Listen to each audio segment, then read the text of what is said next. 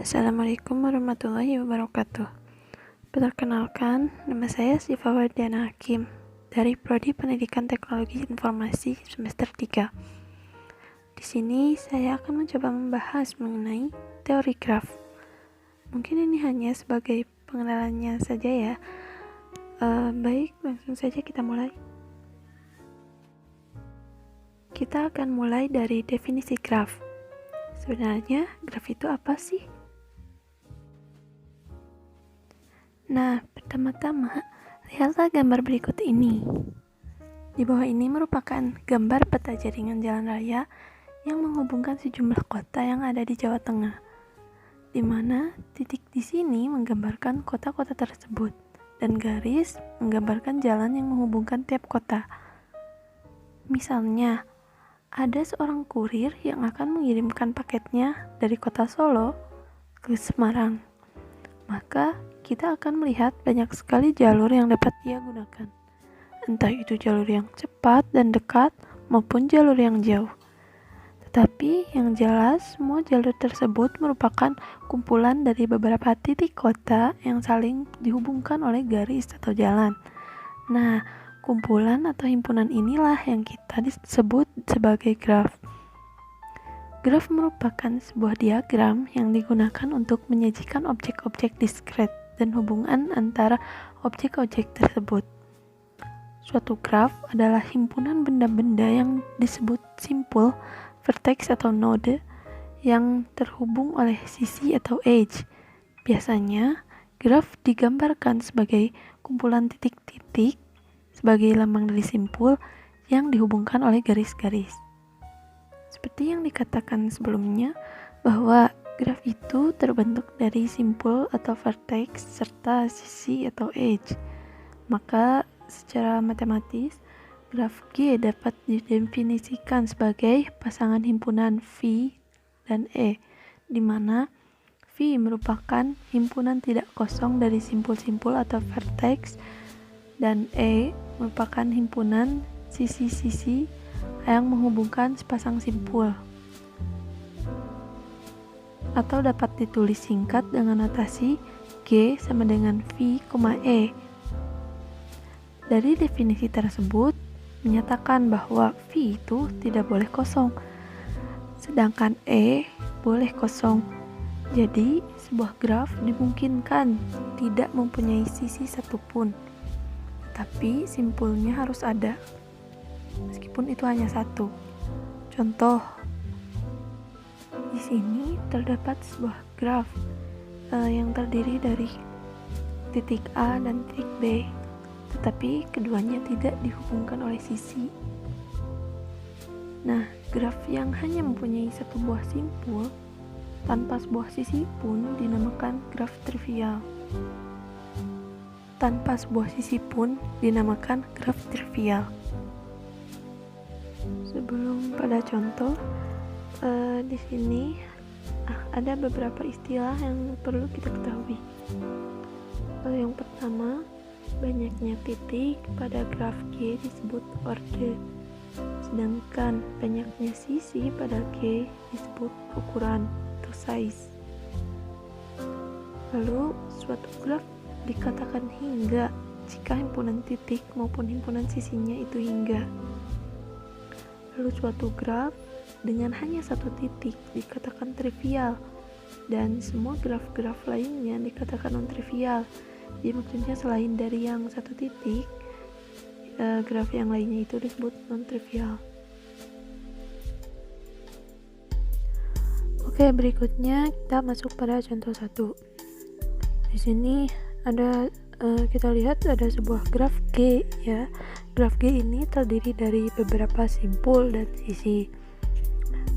Simpul atau titik pada graf G ini dinotasikan dengan VG dan sisi dinotasikan dengan EG.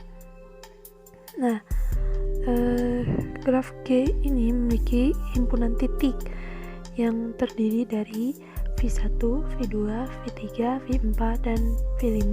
Nah, jadi si V1, V2, V3 ini merupakan nama-nama titik yang semuanya itu ada pada graf G. Kemudian himpunan sisi dari G ini terdiri dari V1, V2, V1, V3, V2, V3 dan seterusnya. Jadi V1, V2 ini maksudnya yaitu garis yang menghubungkan antara titik V1 dengan V2. Nah, sebenarnya kita lihat di sini bahwa garis-garis ini memiliki nama. Jadi sebenarnya V1, V2 ini bisa kita namai dengan E1, V1, V3 dengan E2. Nah, gitu ya. Nah, selanjutnya saya akan membahas mengenai derajat suatu simpul. Sebelumnya, apa sih yang dimaksud dengan derajat? Tentunya derajat di sini berbeda dengan derajat pada suhu maupun pada abu surya. Di derajat dari suatu simpul itu adalah banyaknya sisi yang bersisian dengan simpul tersebut. Atau lebih sederhananya, derajat itu adalah jumlah cabang yang dimiliki oleh suatu simpul. Kemudian derajat dari titik V dinotasikan dengan dV atau degV. Deg di sini itu degree ya, bahasa Inggrisnya dari derajat. Kemudian suatu titik dengan derajat 0 dikatakan titik terisolasi atau isolated vertex. Jadi sisi titik dengan derajat 0 ini dia tidak memiliki cabang, ia hanya satu simpul saja, tidak memiliki sisi. Kemudian derajat terkecil pada graf G dinotasikan dengan delta G. Deltanya di sini adalah delta huruf kecil ya. Lalu derajat terbesar pada graf G dinotasikan dengan delta G, dengan delta ya, huruf kapitalnya. Nah, kita masuk pada contoh kedua ya. Di sini kita lihat ada sebuah graf yang dinamai graf G3. Di sini kita lihat ada 5 titik ya. Titik V1, V2, V3, V4 dan V5. Kita akan menentukan berapakah derajat simpul dari masing-masing titik. Yang pertama, dV1 atau derajat simpul pada titik 1. Kita lihat di sini titik 1 ini memiliki garis yang menghubungkan pada titik 2 dan titik 3, maka derajat simpulnya itu ada 2. Lalu untuk derajat simpul pada V2, kita lihat di sini V2 juga memiliki 2 cabang ya.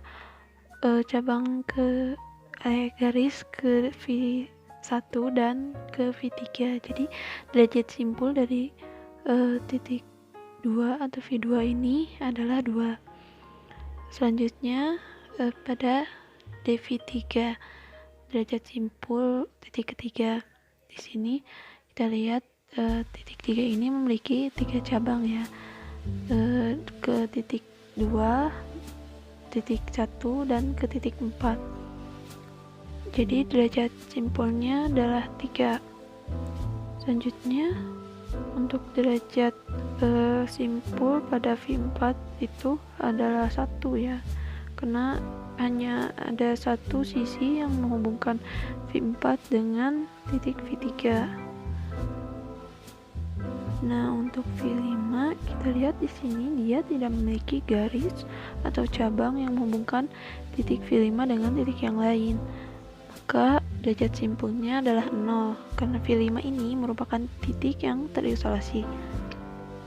Setelah menentukan derajat simpul dari titik-titik tersebut, kita dapat menentukan derajat simpul terbesar dan terkecil, yaitu yang terkecil, derajat simpul terkecil dari G3 itu adalah 0 dan derajat simpul terbesar dari G3 itu adalah 3. Nah, lalu ada teorema yang mengatakan misalnya V1, V2, V3 sampai dengan Vp adalah titik-titik pada suatu graf G. Misalkan juga Q adalah banyaknya sisi pada graf G. Maka, kalau kita jumlahkan semua derajat simpul pada graf G, akan menghasilkan 2Q atau 2 kali jumlah sisi graf G, atau dV1 ditambah dV2 ditambah dV3 ditambah sampai dengan dVp adalah 2 kali Q. Kalau kita anotasikan dalam notasi sigma akan seperti ini. Jadi dvi yang berjalan dari 1 sampai P itu sama dengan 2Q. Nah, teorema ini disebut dengan lemma jabat tangan, di mana jumlah derajat semua simpul pada suatu graf adalah genap, yaitu 2 kali jumlah sisi pada graf tersebut. Nah, contohnya seperti ini ya. Di sini ada graf yang sama seperti contoh sebelumnya. Banyak sisi pada graf G3, yaitu Q sama dengan 4. Jadi banyak sisi di sini kita misalkan pada Q ya. dV1 ditambah dV2 ditambah dV3 ditambah dV4 ditambah dV5 sama dengan 2 ditambah 2 ditambah 3 ditambah 1 ditambah 0. Ini yang sudah kita tadi hitung ya. Hasilnya itu 8, dimana 8 ini adalah 2 kali 4 ya. 4 ini sudah kita misalkan pada Q, jadi 8 ini sama dengan 2 kali Q. Di sini ada sebuah pertanyaan. Adakah graf dengan 7 titik yang dimana masing-masing titiknya ini berderajat 3?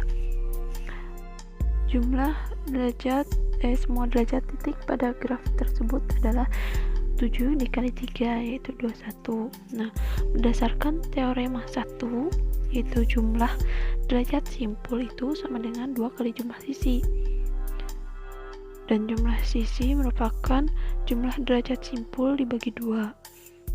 Tadi kita sudah hitung bahwa jumlah derajat graf tersebut adalah 21, di mana angka tersebut merupakan ganjil ya, yang jika dibagi 2 dia tidak akan memberi nilai. Jumlah derajat simpul pada graf haruslah genap, sedangkan 21 bukanlah bilangan genap. Dengan demikian, tidak ada graf dengan 7 titik yang masing-masing titiknya berderajat 3.